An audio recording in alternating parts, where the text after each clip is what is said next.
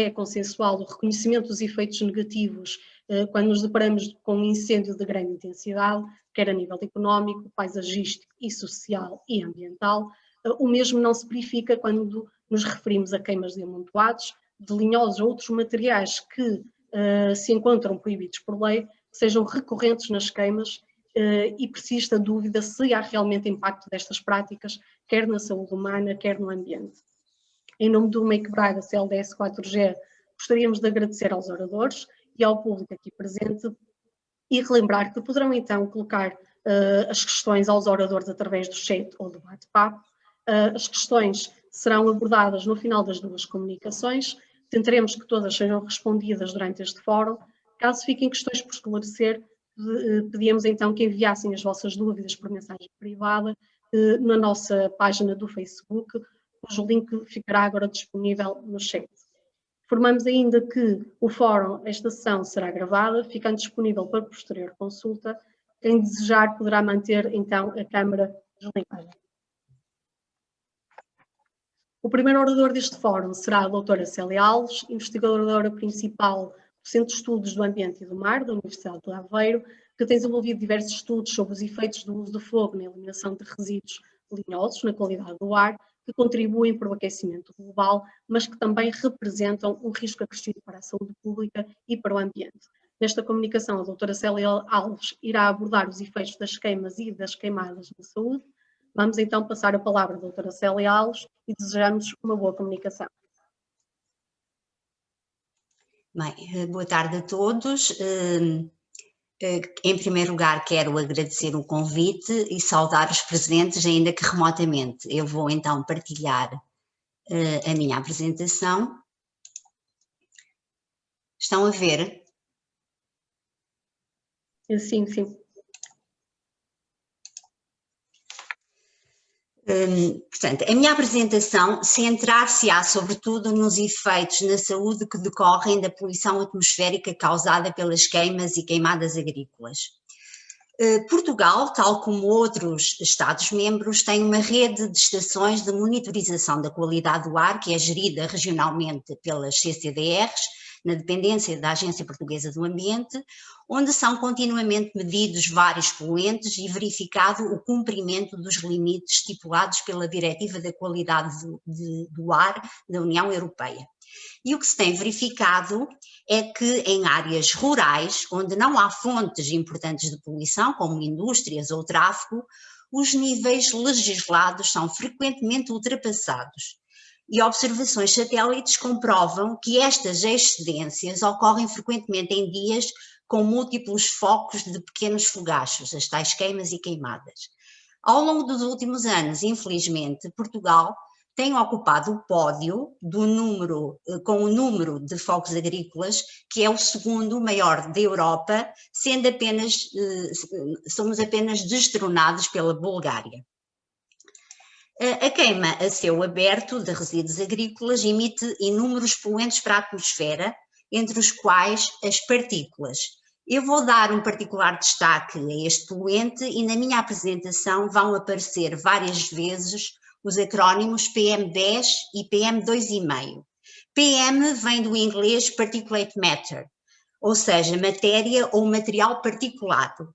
PM10 e PM2,5 representam as partículas com diâmetros inferiores a 10 e 2,5 micrômetros, respectivamente, que são os tamanhos inaláveis e alvo de legislação.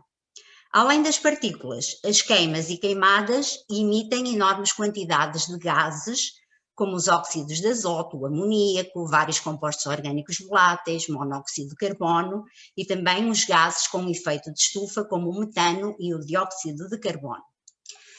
Os Estados-membros são obrigados a reportar anualmente as emissões da combustão a céu aberto de resíduos agrícolas à Agência Portuguesa do Ambiente. Neste gráfico, nas barras a vermelho, estão representados os valores reportados para as partículas finas, designadas por PM2,5.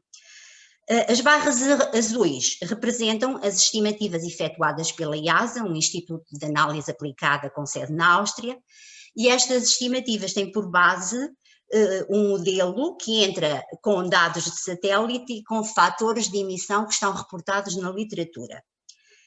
Estas estimativas indicam que Portugal emite, pelas queimas agrícolas, partículas que representam 4% das emissões totais por todos os setores de atividade. Mas em países como Malta e Grécia, estas emissões constituem aproximadamente 20% das emissões totais. No entanto, julga-se que estas emissões estejam bastante subestimadas e que, na realidade, as partículas e os gases com efeito de estufa que são emitidos pelas queimas e queimadas agrícolas, para a maior parte dos países, representem, na realidade, 10% a 20% das emissões totais por todos os setores de atividade. Um dos motivos pelos quais as emissões são subestimadas tem a ver com o uso nos cálculos de fatores de emissão obtidos em ensaios de combustão em laboratório, em condições controladas. Um fator de emissão representa a quantidade ou massa de poluente emitido por cada quilograma de biomassa que é queimado. Muitos dos valores para estes fatores de emissão que aparecem na literatura foram obtidos com biomassa seca da savana africana, queimada em laboratório e, portanto, que não representa a combustão altamente ineficiente que ocorre nos campos e as elevadas emissões associadas. Por outro lado, também há enormes incertezas sobre as quantidades de biomassa que são queimadas. E as estimativas das emissões também têm por base dados de satélite com fraca resolução temporal e com falhas de aquisição, sobretudo quando há elevada cobertura de nuvens, que são precisamente os dias em que mais se queima. Para o cumprimento do teto de emissões estabelecido pela Diretiva 2284 para 2030, no caso das partículas finas, as PM2,5, serão necessárias reduções substanciais em vários setores. A cor dominante neste gráfico é o bege, que representa precisamente as emissões das queimas de resíduos agrícolas. Para a maioria dos países, é neste setor que serão exigidas maiores reduções nas emissões. Em Portugal, a redução nas emissões das queimas agrícolas é sensivelmente equivalente à que será exigida para os processos industriais. A preocupação com a redução das emissões pelos vários setores, e em particular pelas queimas agrícolas, tem a ver com a poluição causada e os efeitos na saúde de que hoje vamos falar. Um relatório recentemente publicado e que envolveu a análise de 195 países concluiu que a poluição do ar é um dos principais fatores de risco ambientais, sendo responsável por cerca de 5 milhões de mortes anualmente, sobretudo por causas respiratórias e cardiovasculares, posicionando-se em quinto lugar, logo a seguir a fatores de risco tradicionais como o tabaco, o diabetes, colesterol elevado, hipertensão. A nível mundial, 1 em cada 10 óbitos, e isto é chocante, tem como causa a má qualidade do ar. Num estudo recente, focado sobretudo nas partículas e no ozono no ar exterior, foi estimado que a poluição do ar causada anualmente na Europa contribui para 800 mil mortes prematuras, 40% das quais se devem a doenças isquémicas do coração. Esse mesmo estudo indicou que em Portugal morrem a cada ano 138 pessoas por cada 100 mil habitantes devido à poluição do ar. As partículas em suspensão constituem um dos poluentes atmosféricos mais graves em termos de saúde pública. Em 2013, a Agência Internacional para a Investigação do Cancro englobou as partículas atmosféricas na classe 1, ou seja, estas passaram a ser classificadas como poluente cancerígeno para o ser humano. Pelas suas reduzidas dimensões, as partículas em suspensão na atmosfera são inaláveis. Só para terem uma ideia, um grão de areia, aqui representado, tem um diâmetro aproximado que ronda os 90 micrômetros. O diâmetro de um fio de cabelo ronda os 70 micrômetros. Parte das partículas inaláveis, inferiores a 10 micrômetros, designadas por PM10, fica retida nas vias respiratórias superiores. As mais finas, com diâmetros inferiores a 2,5 micrômetros, as PM2,5, penetram profundamente nas vias respiratórias até aos alvéolos, transportando consigo uma enorme panóplia de compostos tóxicos que entram no sistema circulatório e atingem os vários órgãos. A matéria particulada atmosférica é reconhecida como a forma mais mortal de poluição do ar, contribuindo para uma perda que se estima em 2 anos, na nossa esperança média de vida a nível mundial. A poluição por partículas é mais devastadora do que o fumo do tabaco, consumo de álcool, drogas e água insalubre, do que os acidentes rodoviários e do que várias doenças transmissíveis como sida, malária e tuberculose. Vários estudos epidemiológicos realizados em regiões impactadas pelo fumo de queimas e queimadas agrícolas estabeleceram claramente relações de causa e efeito com a incidência e prevalência de doenças do sistema respiratório, do sistema cardiovascular e outros sistemas, incluindo asma, doença pulmonar obstrutiva crónica, infecções respiratórias, cancro do pulmão, infarto, cataratas, déficit cognitivo, entre várias outras enfermidades. Há países como a Índia e a China em que os índices de contaminação devidos às queimadas são de tal forma elevadas que muitas dessas regiões já são chamadas de câmaras de gás ao ar livre. Na Índia, por exemplo, em que as queimadas estão concentradas na região noroeste do Punjab, na fronteira com o Paquistão, quando os produtores de arroz queimam o restolho dos seus campos, as concentrações de partículas finas, PM2,5, em Delhi, localizada na direção dos ventos dominantes, excedem em média 20 vezes o valor recomendado pela Organização Mundial de Saúde. E nos distritos afetados pela poluição atmosférica causada pelas queimadas, o risco de infecções respiratórias é 3 vezes superior. Os custos económicos anuais que resultam da poluição, da exposição à poluição, aliás, causada por estas queimadas, foram estimados num estudo publicado recentemente em 30 mil milhões de dólares. Portanto, tendo em conta a dimensão do problema e dada a escassez de dados para Portugal, a Universidade de Aveiro recentemente participou num projeto de investigação financiado pela Fundação para a Ciência e Tecnologia, com o objetivo de obter fatores de emissão, portanto, grama de poluente emitido por quilograma de biomassa queimada, que fossem representativos da realidade nacional, de forma a melhorar as estimativas dos inventários de emissões. Isto por si só daria uma outra apresentação e, portanto, não me vou debruçar sobre este tópico em concreto. Outro grande objetivo consistiu na obtenção da composição química das emissões e na avaliação das características toxicológicas dessas mesmas emissões. Como sempre, os recursos financeiros são limitados e o cronograma de execução é sempre muito curto e, portanto, só houve tempo para estudar com mais pormenor os resíduos da poda de 4 espécies, videira, oliveira, salgueiro e acácia. Durante as queimas foi utilizado um amostrador de partículas, aqui representado, que tem uma cabeça na parte superior que permite apenas a entrada de partículas com diâmetro inferior a 10 micrômetros e que ficam retidas num filtro que está na parte de baixo da cabeça. Nesta imagem podem visualizar um filtro que originalmente era branco e que após uns minutos de amostragem fica com este aspecto. Isto corresponde sensivelmente ao material inalado por uma pessoa que esteja nas imediações da fogueira e que não use qualquer tipo de proteção. Os filtros de partículas foram depois sujeitos a vários tipos de análise em laboratório para determinação da composição química.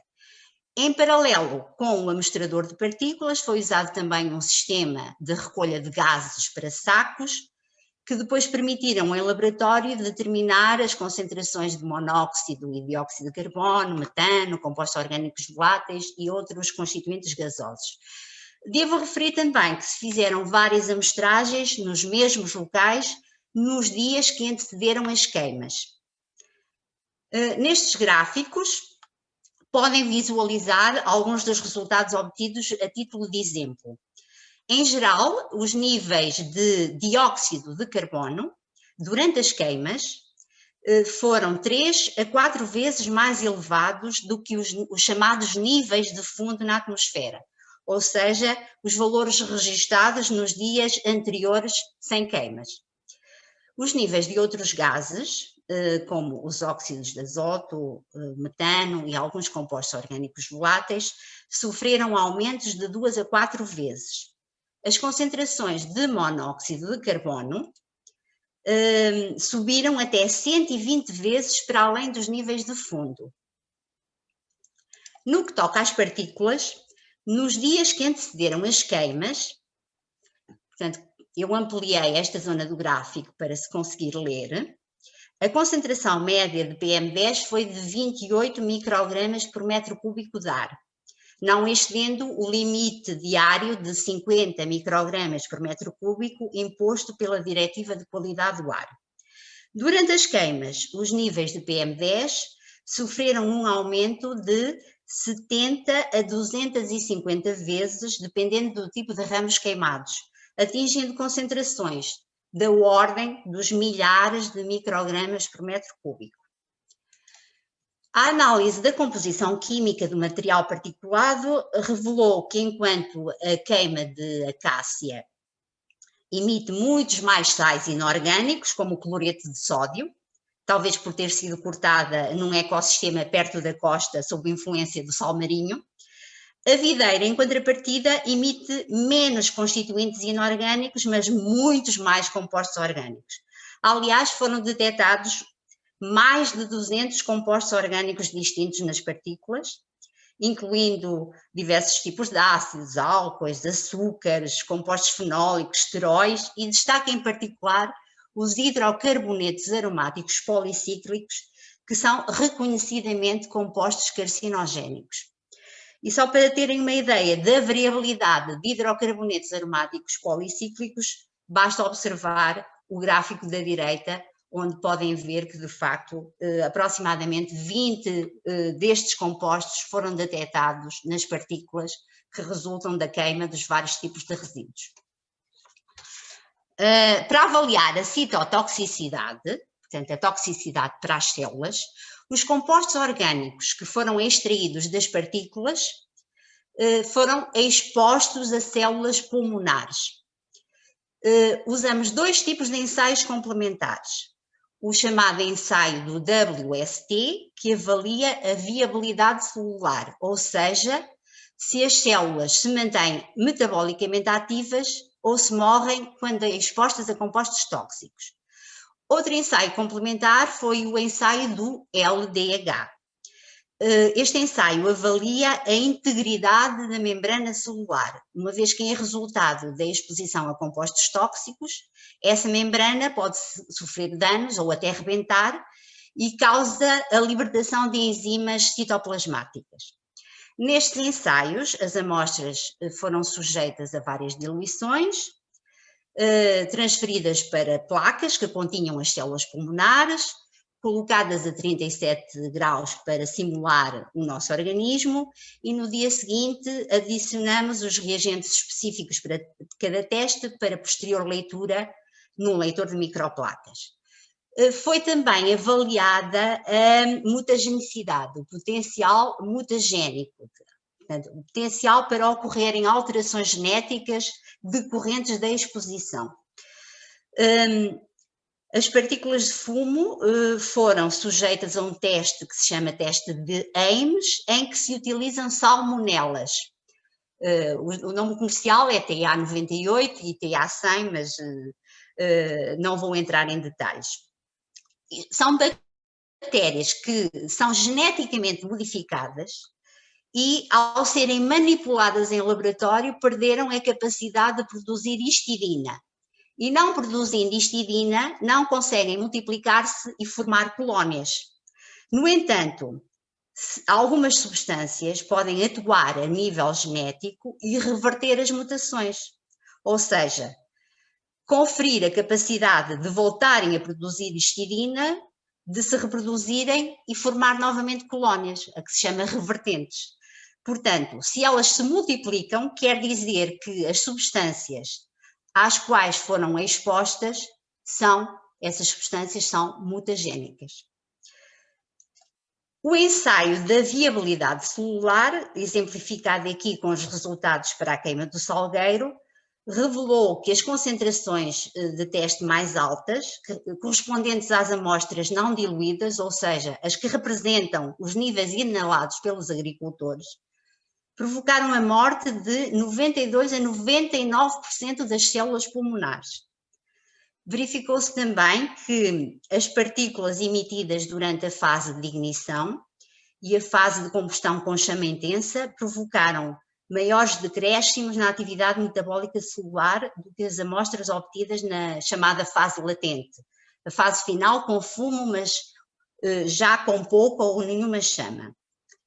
No caso do ensaio complementar da integridade da membrana celular, verificou-se que as partículas que resultam das fases iniciais de combustão induzem maior libertação do conteúdo citoplasmático para o meio de cultura, ou seja, provocam mais rompimento da membrana celular em muitas mais células.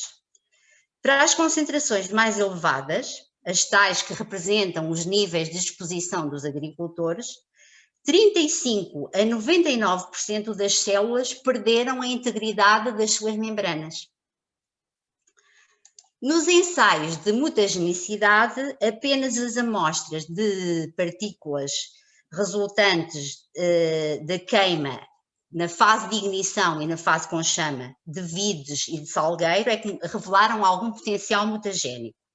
Portanto, em resumo, o material particulado emitido revelou ser citotóxico para todos os tipos de resíduo de poda queimados e mutagénico para alguns tipos de biomassa.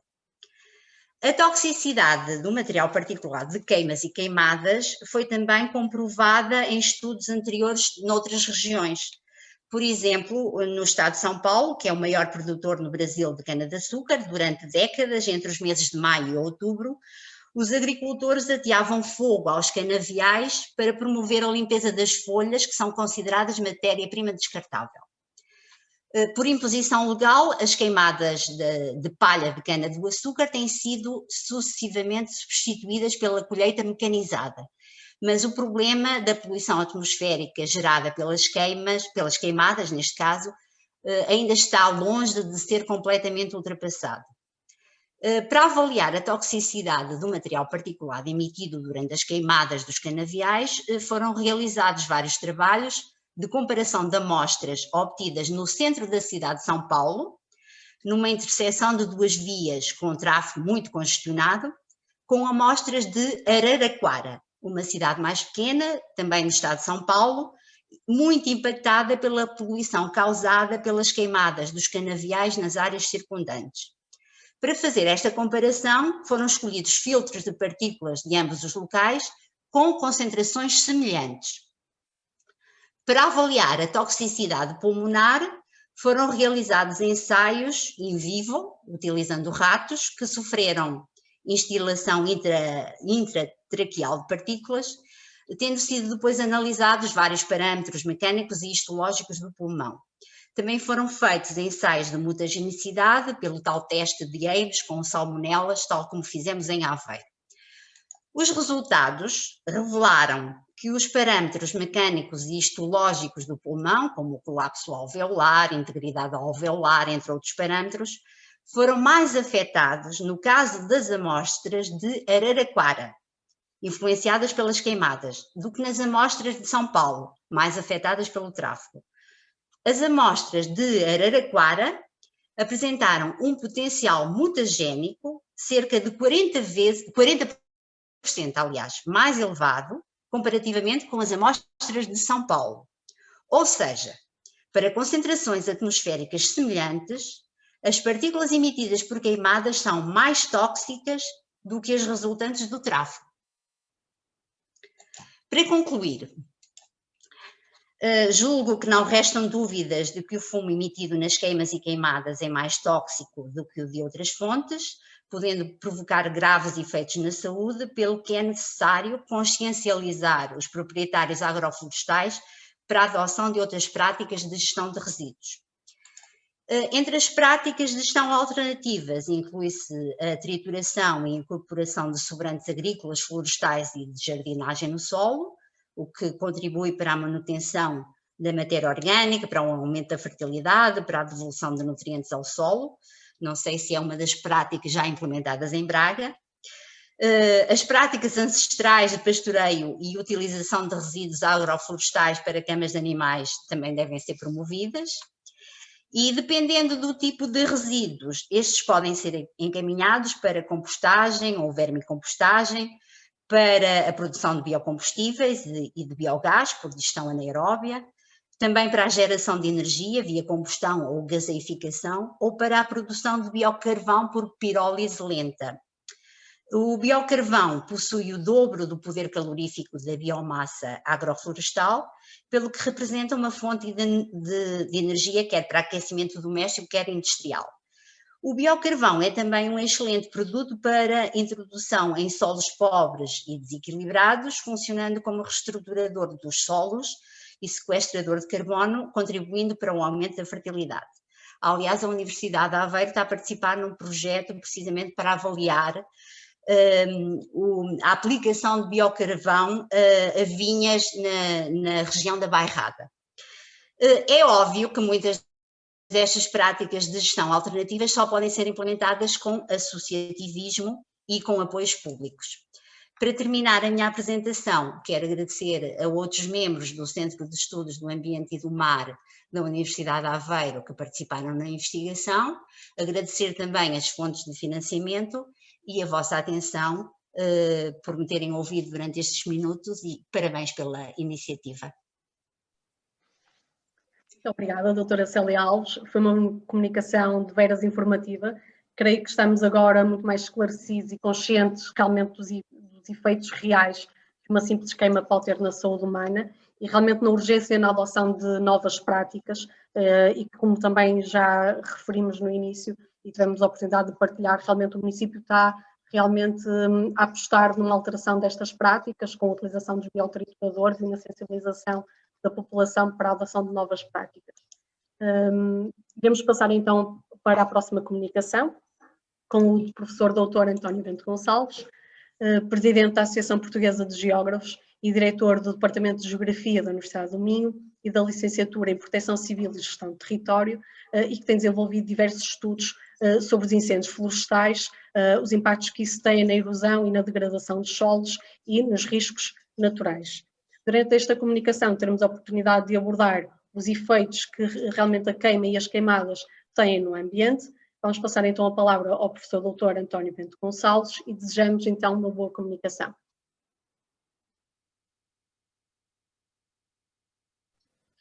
Bom, boa tarde, penso que me estão a ouvir bem. Eu só ia esperar então que a minha colega de painel descompartilhasse a tela dela para eu poder compartilhar a minha, mas enquanto aguardamos por essa situação, queria começar precisamente por cumprimentar todos os organizadores e cumprimentando a doutora Virgínia Duro, cumprimento então todos os organizadores e todos os membros deste evento. Cumprimentar também então a minha colega de painel, a professora Célia Alves, dar os parabéns por esta iniciativa, porque a questão dos incêndios florestais, embora aqui estejamos mais centrados nas queimas e nas queimadas, mas que podem dar origem a incêndios florestais, e essa é a minha área de estudo, portanto eu não me centro tanto nas queimas e nas queimadas, e portanto peço já desde já desculpa, porque vou fugir ligeiramente para a minha área, para a minha zona de conforto, mas dar os parabéns precisamente porque esta questão de trazer esta temática para a área social é realmente crucial. Penso que é inquestionável que talvez as principais lacunas no conhecimento que temos em Portugal sobre incêndios florestais se centram precisamente em áreas como a sociologia, a educação, as ciências da comunicação, e depois toda uma série de aspectos que estão relacionados com isso, como seja as medidas de autoproteção, a educação, a formação, e portanto os meus parabéns porque estão a contribuir precisamente para minorar esse problema gravíssimo que temos em Portugal. E portanto eu ia compartilhar, penso que já estão a ver a minha tela. Estamos, sim, sim. E portanto o tema que me propuseram, embora tal como eu disse não é bem a minha área de conforto, mas o tema que me propuseram para tratar são os impactos que as práticas do uso do fogo têm que têm depois como consequência na eliminação dos sobrantes agrícolas e florestais no ambiente, e então eu estruturei a minha apresentação pensando que era um público heterogéneo, portanto que poderíamos ter pessoas que sabem muito mais do que eu sobre esta matéria, até pessoas que são de áreas completamente diferentes, portanto tentei estruturar de uma maneira a que de alguma maneira todos se pudessem sentir confortáveis com aquilo que eu vou dizer, e estruturei portanto em cinco partes. Começando então numa introdução sobre o fogo, muito rapidamente dizer que não é consensual quando é que o homem começou a controlar o fogo.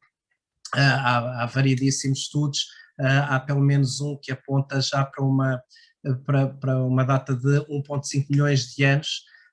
Depois também aí temos a certeza que no Paleolítico e no Mesolítico o fogo já foi usado, portanto naquilo que estamos aqui a tratar, as tais queimadas, já foi usado para limpeza de terrenos, para áreas habitacionais, de maneira a facilitar a caça, ou como a fonte de regeneração vegetal de alimentos para os seres humanos e animais. Portanto é algo que ainda hoje continua a ocorrer, e inquestionavelmente foi uma ferramenta utilizada para a agricultura, para a pecuária, foi criando, foi moldando novas paisagens e foi alterando então os regimes de fogo. Em África também há estudos que nos mostram que temos queimadas intencionais pelo menos há 50 mil anos, e uma coisa é inquestionável, o fogo sempre nos acompanhou o percurso da humanidade e serviu de alguma maneira para humanizar, entre aspas, o homem primitivo e contribuiu francamente para a sua socialização. Obviamente os seres humanos e as condições climáticas, juntamente com o facto dos hominídeos terem aprendido a manusear o fogo, foi alterando profundamente os regimes de fogo na Terra, mas o domínio do fogo, portanto, foi, tal como eu já referi anteriormente, uma ferramenta determinante na evolução da humanidade, mas ao mesmo tempo foi condicionando alguns ecossistemas, ou a maioria dos ecossistemas hoje em dia, e alterou profundamente alguns processos naturais, que a minha colega anteriormente já se referiu às questões da atmosfera, à questão da poluição do ar. Em Portugal, o que é que se sabe? Sabe-se que as primeiras evidências de incêndios florestais são anteriores à utilização do fogo para a agricultura e datam de há cerca de 11 mil anos. Temos provas disto, por exemplo, na Serra da Estrela, e também há estudos particularmente interessantes aqui nas serras do norte, no Gerês, particularmente no Gerês. Mas foi na transição entre o Calcolítico e a idade, ou mais em particular na idade do bronze e na idade do ferro, estamos aqui a falar 1000, 2000, 3000 anos antes de Cristo, que associada à sedentarização e ao aumento demográfico se registrou uma forte desflorestação e, portanto, um uso cada vez mais intensivo do fogo. Se dermos alguns saltos grandes na história, percebemos também que aquilo que aconteceu em Portugal aconteceu de uma maneira geral e é comum a todo o Mediterrâneo, portanto através de fogos frequentes destinados a favorecer o pastoreio, a melhorar os solos para a cultura dos cereais, ou para o uso dos materiais lenhosos para combustível ou para a construção. Portanto, nós fomos transformando a nossa paisagem profundamente, muito graças a esta ferramenta fantástica para o homem primitivo que era o fogo. Há um autor que todos conhecem, Ferreira Borges, que diz mesmo que à medida que a nação portuguesa se constituía, que volvendo a paz o país ia povoando, as vastas e as frondosas e vastas florestas outrora existentes caíam derrubadas pelo machado ou desapareciam consumidas pelo fogo. Portanto, o fogo sempre foi acompanhando o homem nesse percurso. E quando vemos alguns dos documentos históricos que falam sobre incêndios florestais, lá está sempre o uso do fogo para a renovação de pastagens. Eu trazia aqui apenas 3 que me pareceram muito interessantes. Uma carta régia de 1464, Dom Afonso V, que já proibia todas as queimadas, 5 léguas para cada, uma légua para cada lado do Mondego, porque por causa dessas queimadas a erosão dos solos aumentou, o assoreamento do Mondego aumentou e, consequentemente, tínhamos cheias e inundações mais graves no Mondego, portanto, tudo relacionado com as queimadas em torno do Mondego. Estamos a falar do século XV. Mais recentemente, mas apesar de tudo ainda no século XVIII, 1798, 1799, um alemão, Heinrich Link, visitou o nosso país e, quando visitou o Gerês, fala de uma coisa particularmente interessante. Diz ele que, por causa da quantidade de bichos, de 5 em 5 anos é queimado o mato, conseguindo-se assim, ao mesmo tempo, novo alimento para o gado, embora se diga que é pelo primeiro motivo que isto se faz. Portanto, temos toda uma série de referências históricas, ou, por exemplo, José Bonifácio Andrade e Silva, num livro muito famoso para quem trabalha nestas questões, também já se refere bastante às queimadas dos pastores. Portanto, é algo muito antigo e que está na nossa tradição, está na nossa... sempre acompanhou o homem na sua evolução. E, portanto, temos que aqui fazer uma distinção entre o uso tradicional do fogo, que é isto que eu me estou a referir, depois ao uso moderno do fogo. E este uso tradicional do fogo, o fogo constitui uma verdadeira ferramenta, mas, tal como outras práticas, tinha associado uma prática que envolvia e responsabilizava a comunidade, ou seja, quando eu ia fazer uma queimada, eu não ia sozinho e não ia pela calada da noite, levava os meus vizinhos, os meus familiares, e realmente eu conduzia ao fogo e só queimava exatamente aquilo que eu queria, não dando assim origem a incêndios florestais. Quais são então as consequências para o ambiente destas queimadas? Eu trago aqui alguns exemplos, não vou amassar muito porque obviamente depois quem quiser eu tenho as referências bibliográficas, as pessoas poderão consultar, mas as consequências têm muito a ver com 2 ou 3 aspectos que são cruciais. Primeiro, a temperatura que é atingida e segundo, o tempo de exposição dos elementos a esse fogo. Mas quando se analisa, por exemplo, o caso da temperatura, vemos que a maior parte das consequências começa a ocorrer a partir de uma certa temperatura. Eu trago aqui só 2 ou 3 exemplos, muito, muito simples, que têm a ver precisamente com as consequências, por exemplo, na vegetação. A maior parte da vegetação morre, ou as células vegetais morrem se as temperaturas atingirem 50 a 55 graus, portanto, daí qualquer queimada consegue o seu objetivo, que é transformar aquela vegetação em cinzas. Depois temos as consequências para a atmosfera, que não vou falar depois da exposição anterior, nem me arrisco a falar porque não iria acrescentar rigorosamente nada. E depois na área em que eu me sinto mais confortável, as consequências para os solos. Mais uma vez, quando analisamos a maior parte das consequências, por exemplo, em termos de balanço hídrico, elas começam sobretudo para temperaturas acima dos 175 graus. Depois também, dependendo da temperatura, dependendo do tipo de vegetação que estamos a queimar, da exposição, do declive, da velocidade de propagação da chama, vão-se produzir toda uma série de alterações químicas. Eu referi aqui três situações. Uma é que depois de uma queimada vai subir o pH, e portanto isto implica uma diminuição da acidez dos solos. O azoto também numa primeira fase vai ou pode diminuir em função da temperatura, mas posteriormente até aumenta, porque também aumenta a atividade de alguns micro-organismos que fixam o azoto.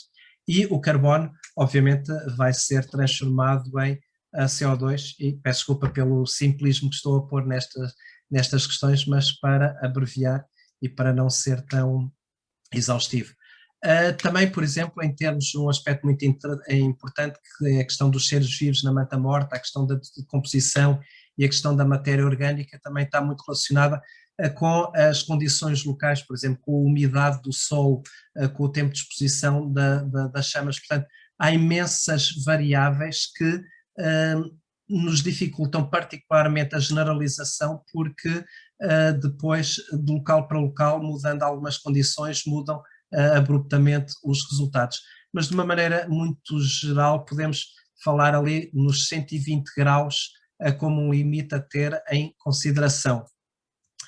Depois também um aspecto muito importante, sobretudo nas nossas áreas montanhosas, em que os nossos solos são muito finos e em que são bastante pobres em nutrientes, com a perda da vegetação vai aumentar de uma maneira geral a escorrência e, portanto, esses nutrientes e esse sol vai ser arrastado e deixamos de o ter onde nos faz falta, nas nossas serras, e vai para onde não faz falta, que é para os nossos rios, para as nossas barragens, com algumas das consequências que são bem conhecidas.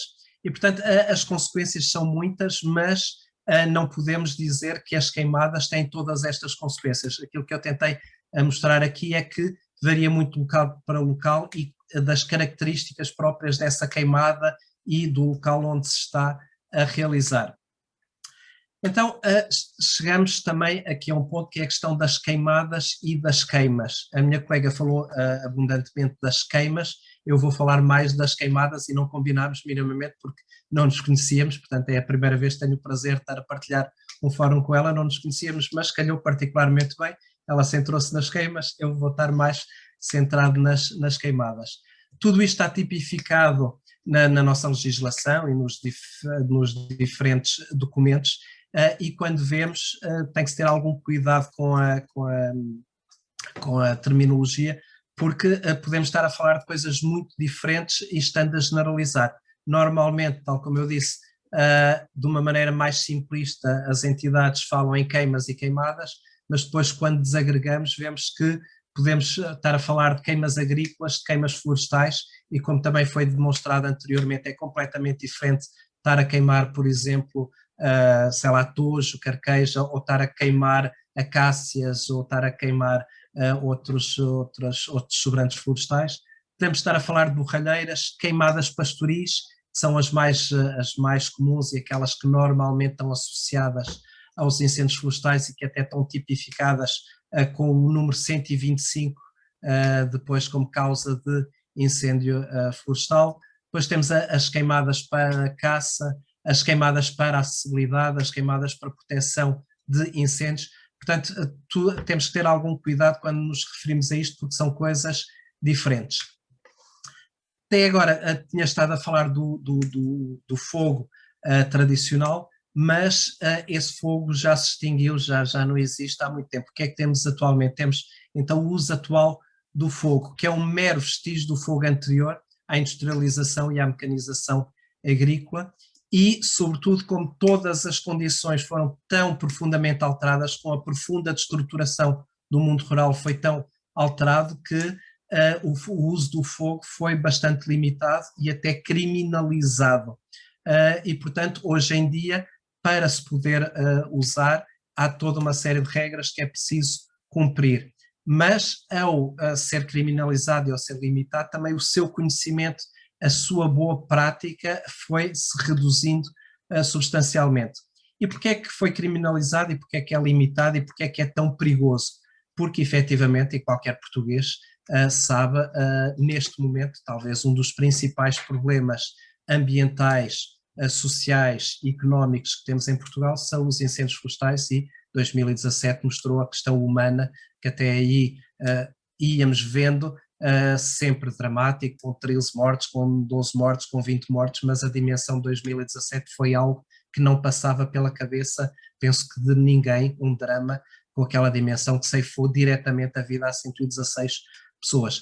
E ao termos estes incêndios, não estamos só a perder o recurso floresta, estamos a perder depois o recurso solo, sem floresta, sem sol, estamos a perder o recurso água, o recurso paisagem e por aí fora. Portanto, aparentemente estamos a perder árvores, na realidade estamos a perder muito mais do que árvores, para já não falar depois daquilo que eu falei das vidas humanas e de toda uma série de questões.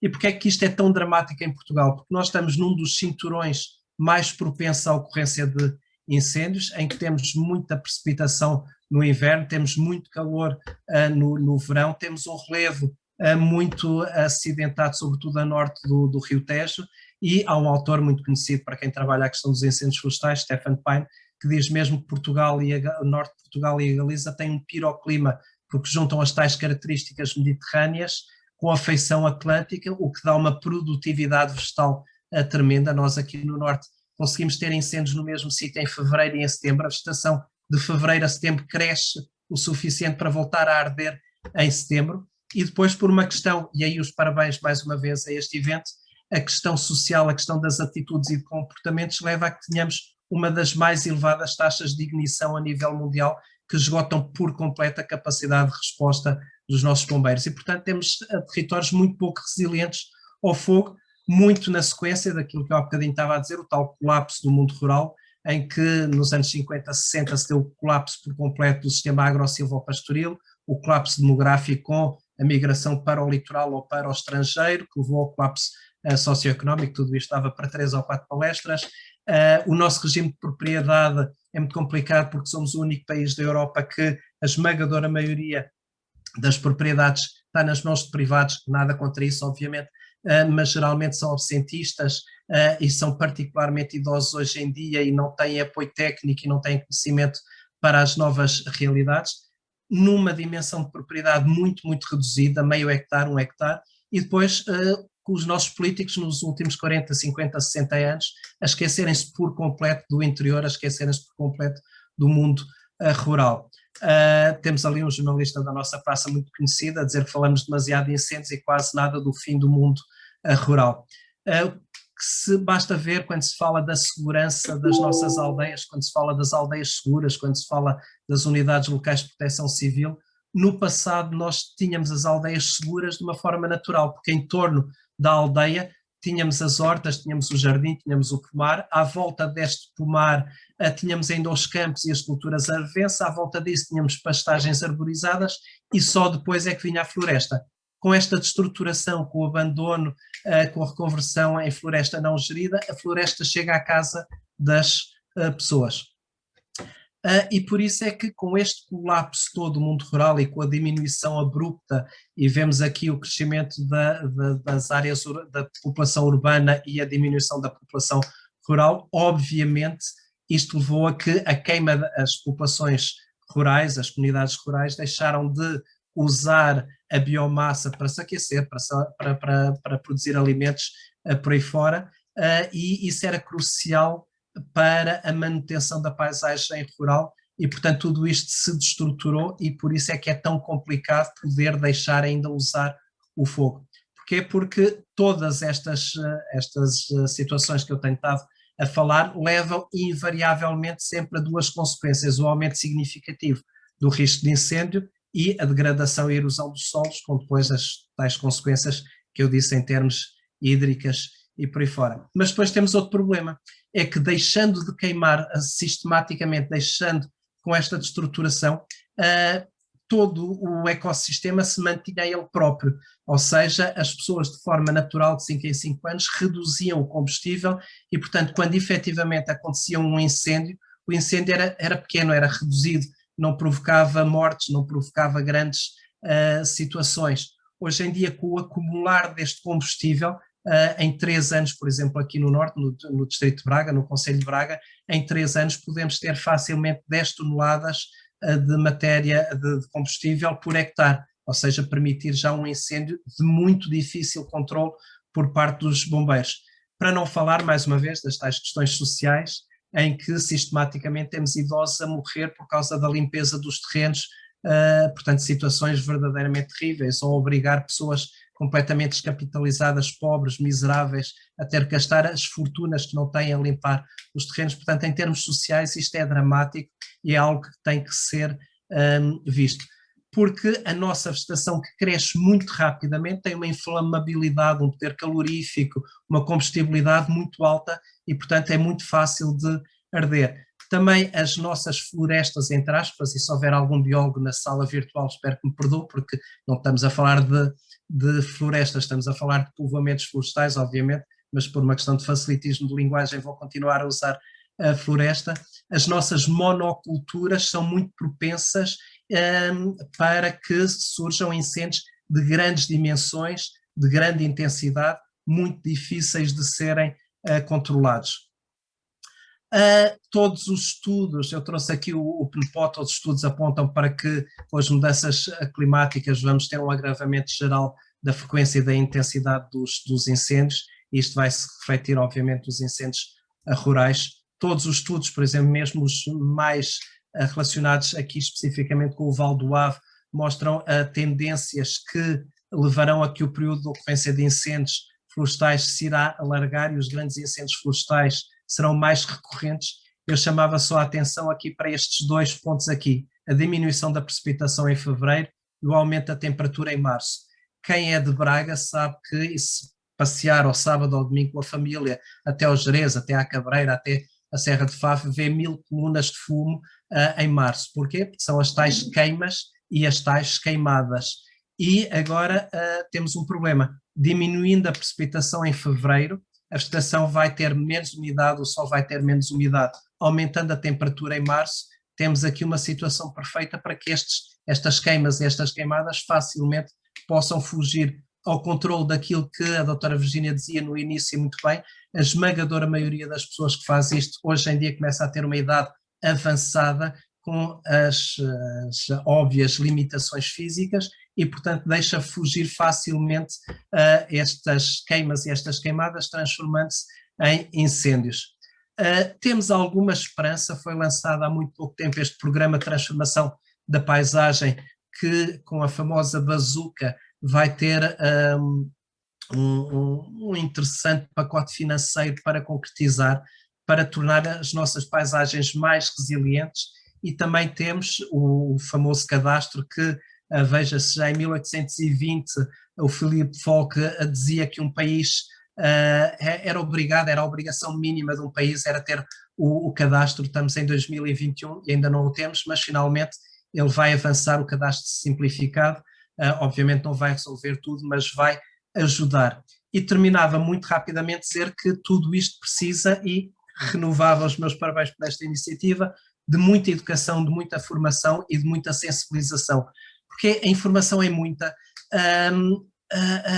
há imensa legislação, por exemplo, quando é que se pode ou quando é que não se pode fazer queimas e queimadas em 2021, tem que se saber se está no período crítico, começa dia 1 de julho e vai até 30 de setembro, ou que está fora do período crítico, tem que se pedir as devidas autorizações, tem que se ter um técnico credenciado a acompanhar estas ações, e tudo isto, a maior parte destas coisas, começa a ser feito via internet. O que o senhor de Carraseda de Anciães, que tem 85 anos e que nunca viu um computador na vida, como é que ele vai fazer isto? E precisa desesperadamente alimentar o seu gado, porque ele mal tem reforma para viver, quanto mais poder dar-se ao luxo de não ter a sua vaca a produzir-lhe algum rendimento extra. Obviamente a maior parte dos municípios tem feito um trabalho meritório na divulgação, mesmo na divulgação de proximidade. O município de Braga, não sei se já estará presente, o arquiteto Vítor Azevedo fez uma coisa muito boa, tem trituradores que põem ao serviço das populações para destroçar parte desses resíduos. Portanto, tem havido bom trabalho neste aspecto, mas eu terminava, é mesmo o último slide, falta uma coisa crucial quando se trabalha nestas questões, sobretudo no mundo rural, e quando se trabalha com pessoas. Primeiro é um planeamento colaborativo. Se não se envolverem as pessoas, não serve para rigorosamente nada.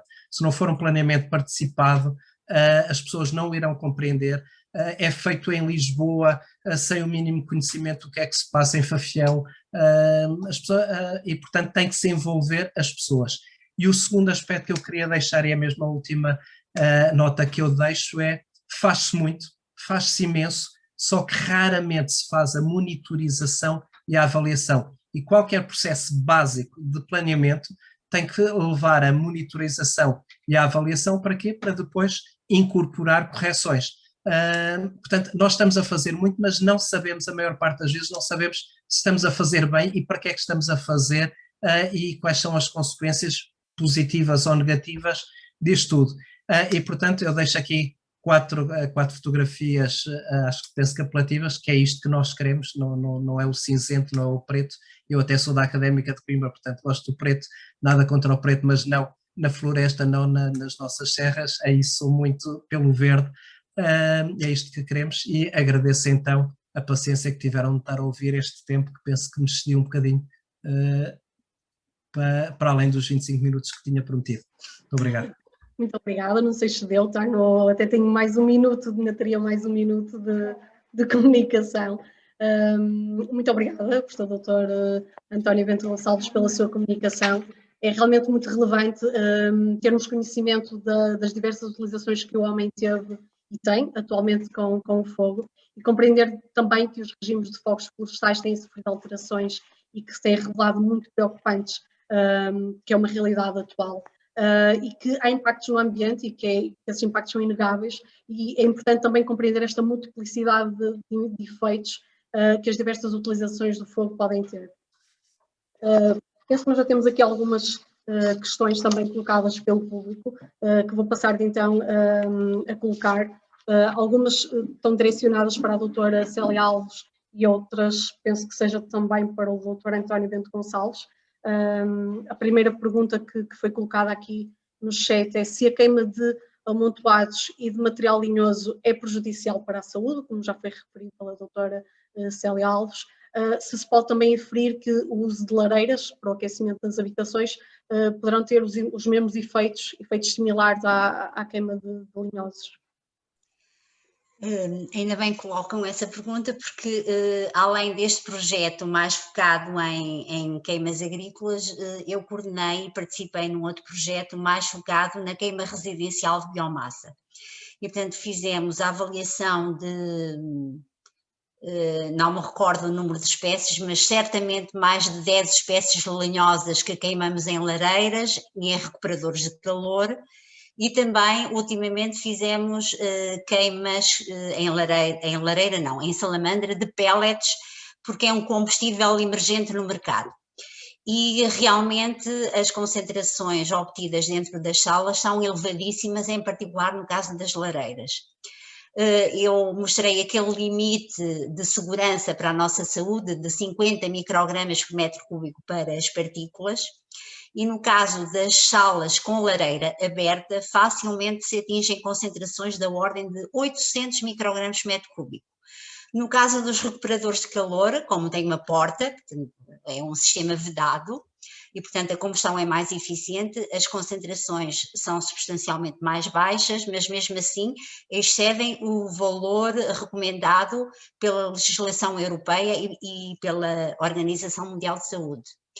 E, portanto, em muitos países onde há legislação específica para equipamentos de combustão doméstica, as lareiras foram completamente proibidas e é impossível vender uma casa sem uma vistoria prévia e um certificado que indique que se a casa é antiga e tinha uma lareira, esse equipamento foi removido e substituído por um equipamento de combustão moderno mais eficiente. Portanto, em Portugal isso ainda não se passa, mas em 2022 está prevista a publicação de uma nova legislação mais restritiva, até pela nossa própria segurança. Só uma curiosidade, eu vi um relatório muito extenso que foi publicado há meia dúzia de anos atrás pela Agência Americana do Ambiente, em que fez uma avaliação comparativa da exposição numa sala com lareira com o fumo do tabaco. E a conclusão global que emergiu desse relatório é que 3 horas numa sala a ver televisão em frente a uma lareira equivalem a fumar 15 cigarros. E o problema é que algumas pessoas simultaneamente se expõem às emissões da lareira e fumam. Portanto, sim, respondendo à questão, a exposição a emissões, sobretudo de sistemas de combustão abertos, é perigosa, tal como a perigosidade que decorre da exposição a fumos de queimas e queimadas. Obrigada.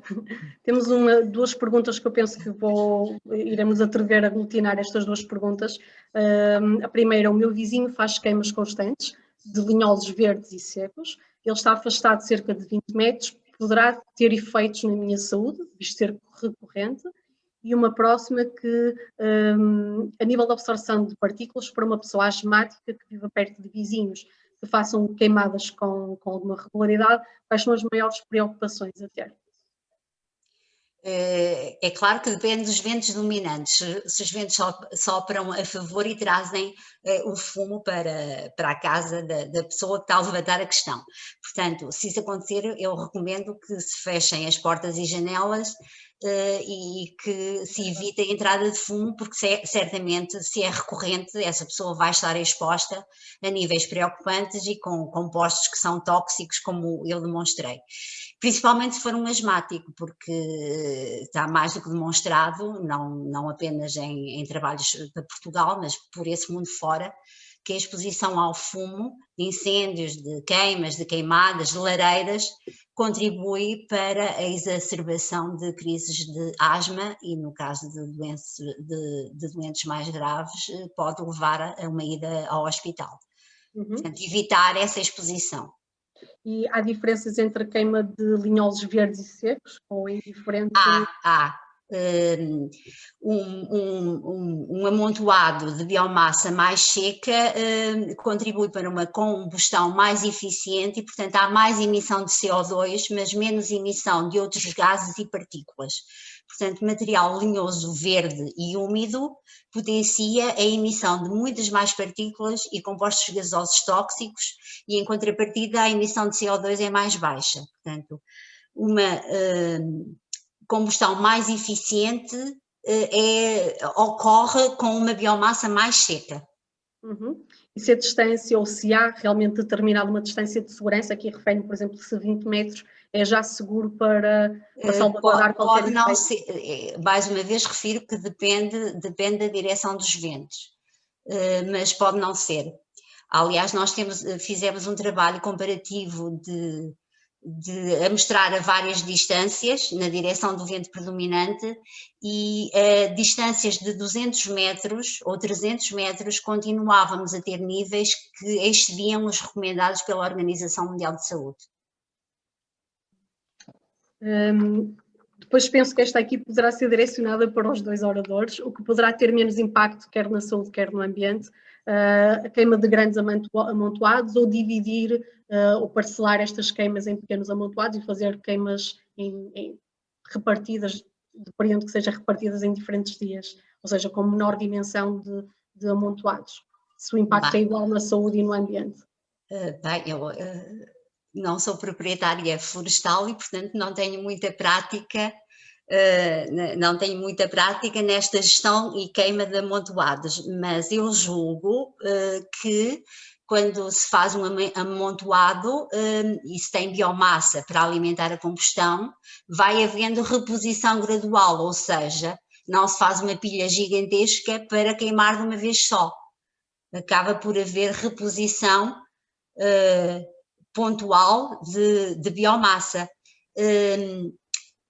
Eu acho que o mais importante é tentar evitar que haja uma acumulação de biomassa de tal ordem que o interior da pilha a queimar fique sem oxigênio. Isso é que é grave. Portanto, se garantirmos alguma oxigenação, estamos a promover uma combustão mais eficaz. Se acharem que o amontoado compacta de tal forma os resíduos a queimar que pode haver carência de oxigênio no interior da pilha, aí é melhor dividir em vários amontoados para haver oxigênio na combustão. Sim, para além disso, a prática tradicional era a tal divisão, porque para além de se quererem libertar daqueles resíduos que normalmente são silvas, são fetos, são tojos, e portanto para limpar o seu terreno, também o outro objetivo é a fertilização e portanto dividindo em vários montes, depois é mais fácil espalhar as cinzas pelo terreno.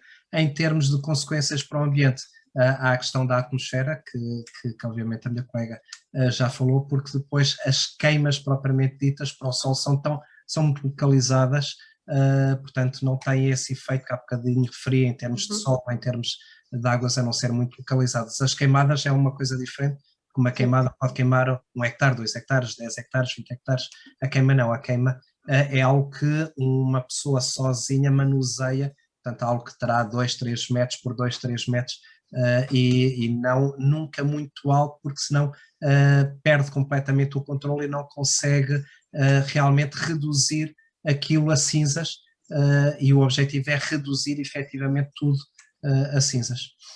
Ok, obrigada. Uma próxima pergunta penso que também se pode direcionar para ambos os oradores. Por norma, vemos pessoas mais velhas a fazerem queimadas.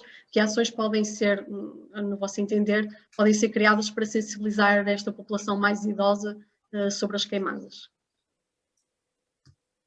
Não sei se a doutora Célia quer, se não... Pode começar. Sim, mais é importante a sensibilização, mas eu acho que aqui o Estado e as autarquias têm que assumir de uma vez por todas o seu papel, porque não se pode estar à espera que uma pessoa, tal como eu há bocadinho disse, de 85 anos, de 80 anos, vá alterar profundamente os seus hábitos e as suas atitudes. E, portanto, aquilo que é preciso é gerar as condições para que ele não precise de fazer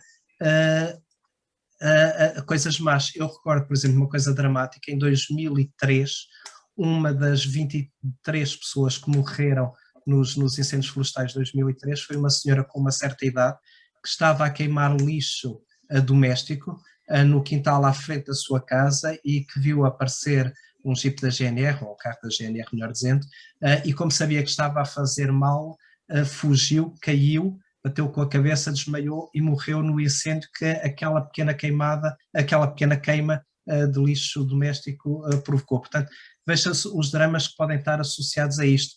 Ou, não há muito tempo, eu fui a Baião e vi um sujeito já com uma certa idade, e parei o carro para tirar uma fotografia, porque ele estava precisamente a fazer uma queima com tudo aquilo que não se devia fazer. Em vez de limpar à volta da queima, do amontoado, estava muito perto das silvas, e portanto, assim que eu parei o carro, ele era velhinho, mas correu bem. Eu fui a Baião, voltei, estava novamente, parei o carro, voltou a fugir, então eu dei uma microvoltinha, estacionei o carro e vim a pé até que consegui aproximar-me dele. E depois tive um bom pedaço a falar com ele, e é interessantíssimo a pessoa ouvir as pessoas, porque aquele é o mundo deles, e nós também, urbanos, queremos impor toda uma série de regras, e eles também dão-nos estes problemas todos, mas não nos podemos esquecer que eles nos geram toda uma quantidade de serviços ecossistémicos que nós beneficiamos e que não os ressarcimos de maneira nenhuma por isso. Portanto, também enquanto não os virmos como produtores de serviços ecossistémicos, que têm que ser de alguma maneira compensados, em vez de penalizados, e enquanto não gerarmos as condições para que eles não tenham que fazer estas coisas que eles precisam de fazer, porque estamos a falar, na maior parte das vezes, de pessoas que têm reformas vergonhosas, completamente vergonhosas, e portanto, se não tem aquele complemento de ter as couves, de ter a ovelha, de ter... as pessoas passam miséria, passam mesmo fome, passam dificuldades, e portanto eu acho que as autarquias e o Estado têm que gerar condições, e felizmente nos últimos tempos, por causa da desgraça que foi 2017, por exemplo, o ICNF, que estava há muitos anos a perder recursos humanos, voltou a reforçar os seus recursos humanos. E, portanto, aquilo que eu faço votos é que as instituições têm responsabilidades no planeamento, na gestão, no ordenamento florestal, tenham as condições também para elas, em termos humanos, em termos financeiros, em termos técnicos, para poderem ajudar estas pessoas, conversar com estas pessoas e anteciparem as suas necessidades para evitar desgraças que às vezes acontecem, e que estamos a falar de populações já de si muito desprotegidas, que se querem um médico têm que fazer 2 horas até Braga, ou se quiserem uma coisa muito simples, ir ao cinema têm que fazer não sei quantas horas para vir a Braga, portanto temos que de alguma maneira antecipar as necessidades e ser solidários uns com os outros e ter essa visão de solidariedade, em vez de penalizar ou em vez de tentar criminalizar tudo e todos, porque, pelo menos essa é a minha perspectiva, não é essa a via para chegar a essas condições. Uhum. Eu só quero acrescentar que muitas vezes estas, sobretudo as queimas, são aproveitadas também para eliminação tal como o exemplo que acabou de dar do lixo doméstico. E muitas vezes lixo cujo potencial de emissão a nível de toxicidade é inclusivamente mais perigoso do que o próprio fumo resultante da queima da biomassa. Eu constatei, quando andava à procura de material para queimar e de pessoas que colaborassem neste trabalho que acabei de apresentar, vi casos de pessoas que aproveitavam, estavam a queimar os amontoados e simultaneamente colocavam cadeiras de plástico, os vasos, sacos de plástico, portanto, tudo o que já não fazia falta. O mecanismo de eliminação é precisamente colocar no amontoado. E eu questionei uma senhora que estava com esta prática e o que ela me respondeu é isto não cabe no ecoponto e eu não sei onde deixar. E, portanto, também tem que haver solução para este tipo de resíduos para que estas práticas não sejam promovidas. Concordamos, também já falamos entre nós e também partilhamos dessa opinião, realmente, que há aqui realmente muitas problemáticas que têm que ser resolvidas e realmente esta aproximação da população é muito importante. Também daí pedirmos também esta gravação deste fórum, porque pretendemos ter ações mais locais, porque realmente este fórum chega a um determinado público, mas há outro público que nós também queremos chegar enquanto projeto e que só é possível se nos deslocarmos lá e se tivermos este contacto de proximidade. Já agora, se me permite-me só um pequeno acrescento, só para partilhar também uma situação que é conhecida, mas pronto, não vou dizer nomes nem localidades por uma questão de pudor, mas não há muitos anos, no distrito de Braga, houve uma aldeia que teve um conjunto sistemático de incêndios. E o que é que se passava quando se descobriu? Era uma senhora de 80 e muitos anos que tinha acabado de ficar viúva, o filho estava na Suíça e ela ia colocando os incêndios por solidão, porque sempre que vinham os bombeiros, vinha a comunicação social e, portanto, entre aspas, havia festa na aldeia, entre aspas, obviamente. E, portanto, veja-se, a solidão pode gerar coisas destas e todos os planos que nós temos e todos os instrumentos legais, obviamente, não tocam em situações de melindre tão grande como estas situações, e por isso é que eu comecei a minha intervenção a dizer que tem que se trazer obrigatoriamente a sociologia, a educação, a comunicação, as questões sociais, pô-las ao nível das outras questões, porque é crucial, porque estamos a falar de pessoas, e portanto isso nunca nos podemos esquecer disso. Obrigada pelo seu testemunho. Temos aqui um participante, José Alves, que levantou a mão, não sei se quer colocar uma pergunta. Enquanto aguardamos, então, irei passar para a próxima pergunta que temos aqui. Penso que esta seja direcionada para o Dr. António Bento Gonçalves. Se a queima de amontoados for perto de plantações, se traz efeitos para futuras colheitas, ou diria eu, depreendo aqui que não futuras colheitas, mas se calhar em futuras plantações, se realmente isto tem efeitos ou não. Estando a falar de queima de amontoados, mais uma vez, depende da distância a que está das tais colheitas, das tais plantações, depende da pressão atmosférica, depende da direção e velocidade do vento, depende da temperatura, da umidade, em termos de dispersão, mas aqui confesso também o meu desconhecimento, porque não sei como é que é o processo de absorção, porque depois também depende se estamos a falar de milho, se estamos a falar de trigo, se estamos a falar de um pomar. Se fosse uma queimada e se depois fôssemos fazer uma plantação na área queimada, aí já poderia emitir opinião, porque conheço as alterações que se produzem na química e na física dos solos. Em termos de contaminação das espécies, aí peço ajuda à doutora Célia, não sei se ela me poderá ajudar, mas eu aqui não posso emitir grande opinião. Bem, a nível de contaminação de espécies também não posso acrescentar, não é de facto a minha área. Portanto, eu posso me pronunciar sobre as emissões para a atmosfera e consequências de inalação, mas para outras espécies... Ok, obrigada. Não me atrevo. Ok, obrigada. Já somos dois, então. Não sei se o José Alves já está em... Saiu. Ok. Então iremos passar a uma última pergunta, entretanto, se voltar a entrar, passaremos então a palavra, se for possível. Uma última pergunta que temos aqui no bate-papo. Eu vivo na cidade, então à partida somente as pessoas que moram próximo das regiões rurais, ou seja, que há maior predominância de queimadas e queimas, é que se devem preocupar, ou também estas pessoas que vivem na cidade também têm preocupações, se calhar diria mais na área da saúde, porque diria que aqui não estão a falar tanto na problemática ambiental, poderão estar a falar mais na problemática da saúde.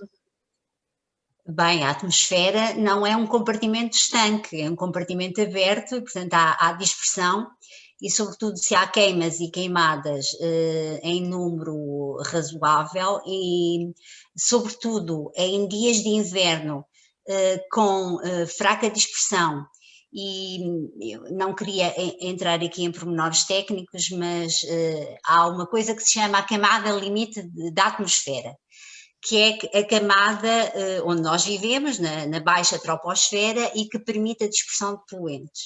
No verão, a camada limite da atmosfera tem mais altitude e, portanto, mesmo que haja muitos focos de emissão, a dispersão é promovida porque pode também ocorrer a vários quilómetros de altitude. Sobretudo nos meses onde são permitidas as queimas e queimadas, essa altura da camada limite da atmosfera é mais baixa, mais reduzida, e portanto serve como um tampão à dispersão.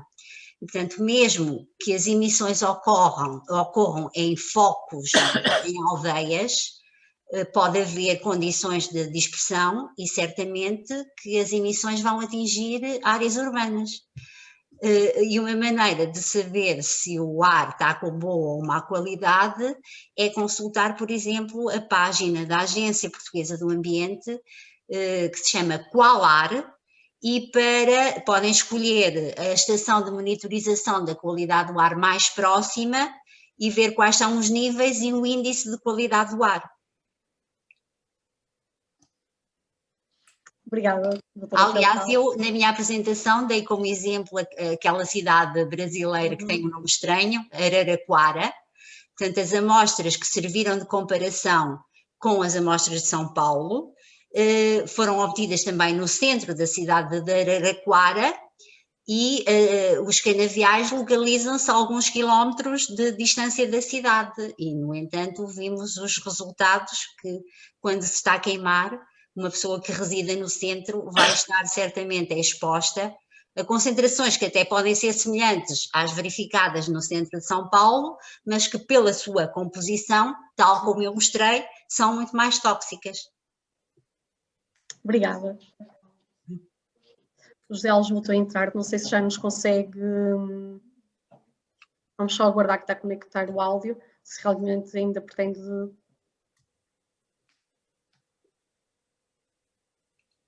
Boa tarde, José Alves, não sei se já tem condições para colocar a pergunta. Penso que seria para colocar uma pergunta. Se quiserem escreverem no nosso bate-papo, podemos aguardar pronto, qualquer pergunta que também não possa ser respondida neste momento, no caso daqui do José Alves, também recebemos aqui na despedida, ainda houver esse momento, também o faremos. José Alves, consegue-nos ouvir? Conseguem ouvir? Sim, agora já conseguimos ouvir. Ok. Eu peço desculpa porque eu estava aqui, eu estou com o telemóvel. Claro. E pronto.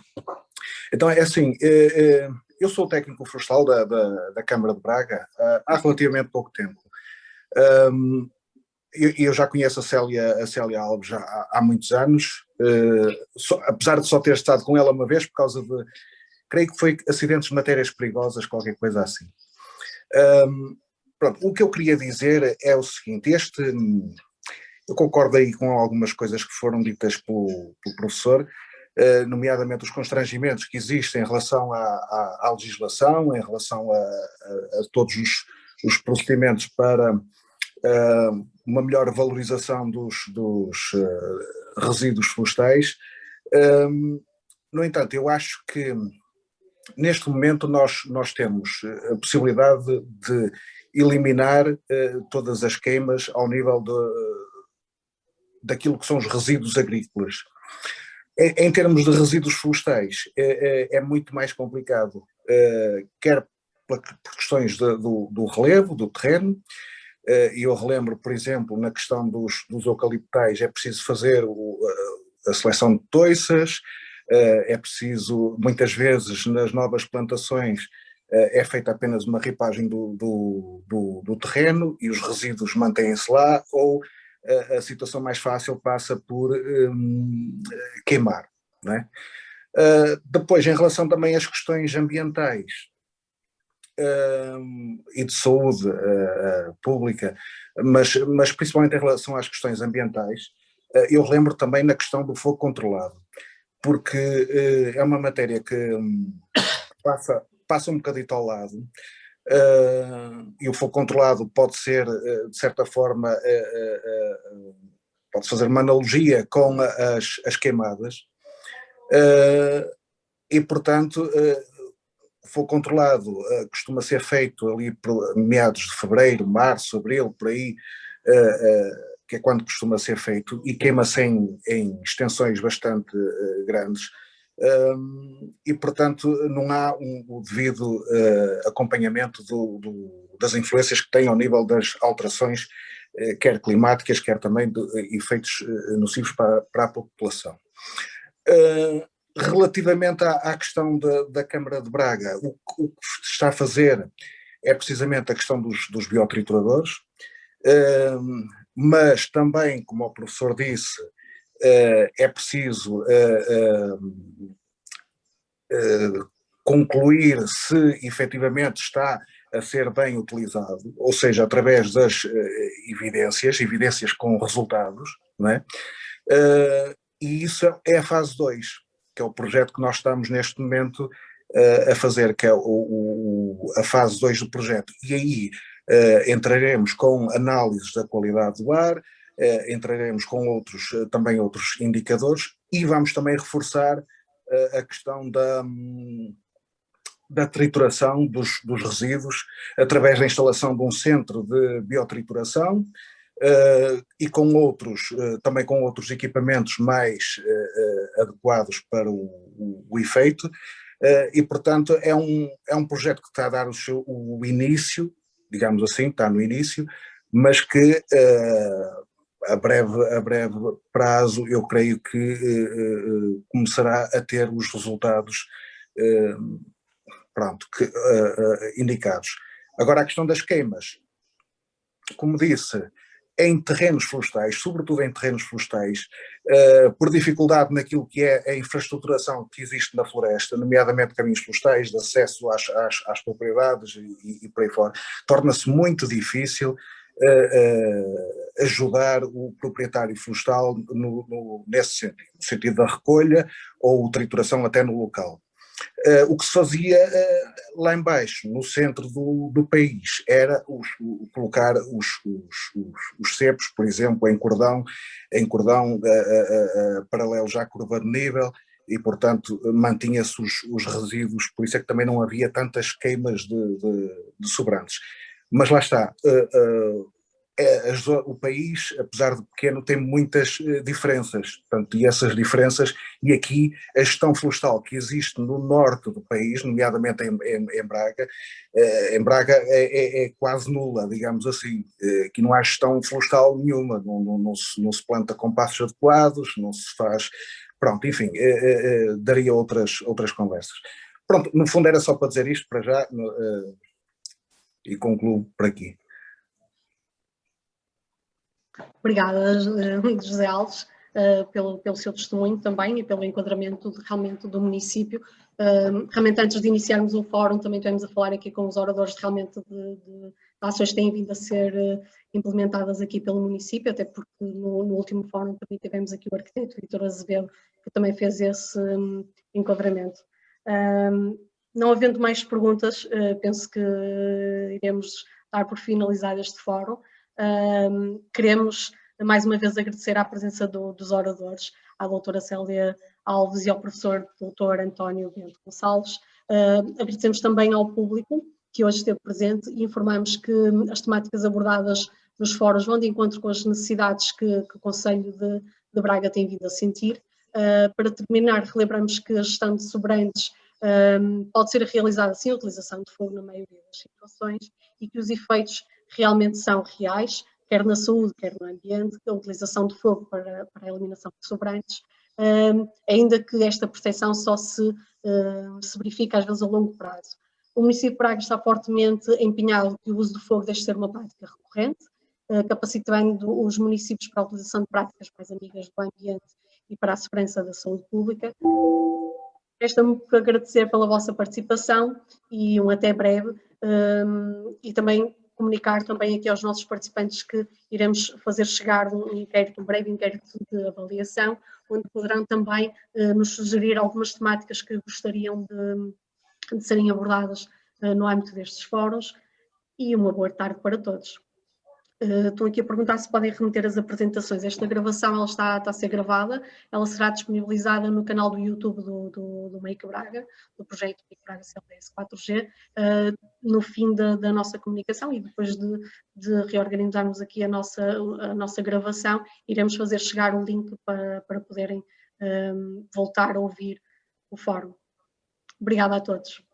Obrigada. Eu só quero acrescentar que, uma vez que a apresentação foi a minha e do meu colega, e certamente terá a mesma opinião que eu, o mail está no primeiro slide e, portanto, para qualquer dúvida, desde que esteja dentro das minhas possibilidades, eu terei todo o gosto em responder. Se calhar também, sim. Assim, já agora se me permite também dizer que, como me apresentaram com duas qualidades, como Presidente da Associação Portuguesa de Geógrafos, portanto dizer que a Associação também está sempre disponível para colaborar, e qualquer dúvida, qualquer questão, basta escrever Associação Portuguesa de Geógrafos e terão os contactos todos. Também, como diretor do Departamento de Geografia da Universidade do Minho, também estamos sempre abertos a qualquer colaboração, portanto, tal como a minha colega disse, o e-mail está no primeiro slide, portanto sintam-se completamente à vontade para contactar. Naquilo que forem as nossas competências, obviamente estamos sempre disponíveis para colaborar, para ajudar. Muito obrigado. E agradeço mais uma vez o convite. E se calhar também iremos colocar na descrição do vídeo no YouTube, se calhar até é mais fácil para as pessoas poderem aceder aos vossos e-mails, para não ficar só na gravação. Colocamos também na descrição do vídeo, é uma forma mais acessível dos participantes poderem aceder e poder-vos contactar se assim for necessário. Muito obrigada então a todos e até breve. Até breve, boa tarde. Doutora Helena, penso que queira colocar alguma pergunta? Não, eu só queria felicitar-vos, que eu sou muito azelha aqui com a informática e não consegui colocar nada ali pelo bate-papo. Eu queria felicitar o CLDS por esta iniciativa, considerei muito relevante. Felicitar também os oradores e penso que esta deve ser uma das muitas que é importante divulgar junto da população, portanto, para o bem quer do mundo rural, quer de nós todos. Portanto, e parabéns por esta especificidade que lembra a poucos, designadamente aos CLDS, de terem a iniciativa de coisa tão importante e que não tem sido dada a relevância adequada e necessária. Eu posso dizer-vos que, enquanto cidadã, aprendi muito neste espaço e naquilo que me cabe, irei também fazer, na medida do possível, a minha sensibilização para este assunto tão complexo e importante ao mesmo tempo. E temos que optar pelas coisas não optar pelo caminho mais fácil, não é? Queimar acabou, portanto vemos nos livros do assunto e está resolvido, mas encontrar outras estratégias, designadamente uma questão que foi levantada, penso que pelo professor António Bento Gonçalves, do planeamento estratégico participado com a população. Isso faz a diferença toda nos resultados que pretendemos alcançar. E penso que os projetos CLDS têm condições técnicas para poder avançar e implementar com coisas deste género. Isto é estruturante para o território. Parabéns e desejo a todos um ótimo feriado e a seguir um bom fim de semana. Obrigada pela partilha. Obrigada, doutora Helena, pelas suas palavras. Penso que podemos dar então por encerrado. Acho que foram duas comunicações muito, muito interessantes. A equipa do CLDS também está muito enriquecida com toda a informação que tivemos aqui disponível. E por algo iremos certamente contactá-los para eventos futuros não será um evento, não iremos fechar este contacto por este evento, iremos encontrar, esperemos, em próximas ações. Pronto, muito obrigada a todos e uma boa tarde e um bom feriado. Obrigada. Obrigada e até breve. Obrigado, boa tarde.